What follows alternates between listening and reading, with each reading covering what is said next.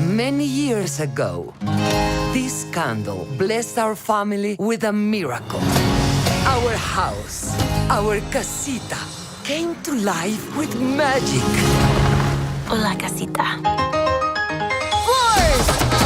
Drawers! Let's go! In time, every member of our family Cecilia, up top! was given their own magical gift. I understand you. I'm not super strong like Luisa. The donkeys got out again. On it! Or effortlessly perfect like Señorita Perfecta Isabella. But Mama, why am I the only one that didn't get a gift? You're just as special as anyone else in this family. You just healed my hand with an arepa con queso. Casita? What's going on? The magic is in danger. We gotta get out of here!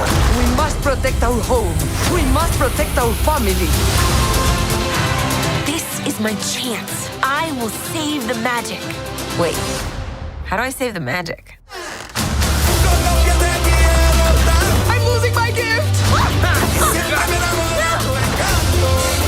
Mirabel, the fate of the family is gonna come down to you. I can't do this. Let me help you. The rats told me everything. Don't eat those. Even in our darkest moments, there's light where you least expect it.